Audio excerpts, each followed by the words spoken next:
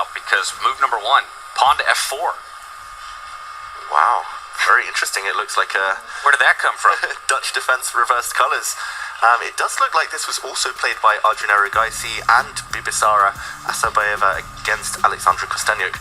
We'll just do a very quick action replay to show the first couple of moves. We started with f4. Normally this is the birds opening in regular chess. I guess it makes sense to put a knight on the third rank only when a pawn is in front of it. The pawn acts as a bit of shelter, occupies the center, stops black from playing e5. Black happily plays the other central pawn though. g4 getting a lot of space. The white queen at least has some vision into the center, as does the white bishop on the diagonal. I think this is going to be a fun one. Hitting the central pawn, and maybe white is going to continue just piling forward with the pawns as quickly as possible. And also progressing at a much faster clip than our other top ticket bout. And then Magnus Carlsen still yet to make a move, almost 5 minutes in to this initial round. Oof. Why come late if you're going to burn 5 minutes thinking on move 1? Those are the consequences. Tanya, how to defend this pawn though for Fabiano right now? That's the first big question, right? What you really want to play is push that e-pawn forward, but after having committed g6, do you really want to open up the dark squares on both diagonals? You know, you don't feel really comfortable doing that. The bishop coming out to c6 to defend it, it doesn't feel like it's a bishop. Not an easy choice. You never want to push that pawn forward. It just feels like not only Keymer has gained space already, you know, also making intentions clear with his ambitious play. The flow for white's development, even beyond the attack on that central pawn, the knight coming out to f3, the dark squared bishop eventually landing up on g3 or h4. A strong hold on e5, maybe someday we'll see d4, knight e5 jump in. Easier to play as white is the feeling that I'm getting right now. Yeah, the next few moves I think are going to be really important. I wouldn't be shocked if Fabiano does burn a bit more time even. He does bring out his knight. In the meantime, Peter mentioned earlier that it was Javokir Sindarov who really didn't like the knight on the b6 square. Maybe it will be controlled a bit later by a pawn and won't be able to leap forward. But interesting, it was last year where Vincent had the white pieces. That's where he got his breakthrough against Fabiano. So I think the opening is going to play a huge role. Both players looking quite calm in terms of heartbeat on the camera. Locked in now. You know, I was almost going to blunder in this position. I was about to suggest a move a4, trying to target that knight on b6, and then you realize that there's a bishop on e8 as well. This is what freestyle chess does to you. Just pieces placed so differently. But if you can get a4, a5 going, that knight might not feel as safe. And if you ever respond a4 with black going a5, then there's the idea of the white bishop stepping up to f2, targeting that knight. So suddenly pieces are not feeling very stable. Yeah, it's funny you mentioned a4 because in the discussions pre-game, Levon Aronian mentioned this move and then he was like, oh sorry, that pawn is hanging.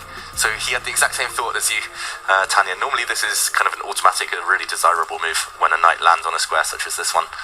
But here he has to double check. Still may be possible in the next few moves.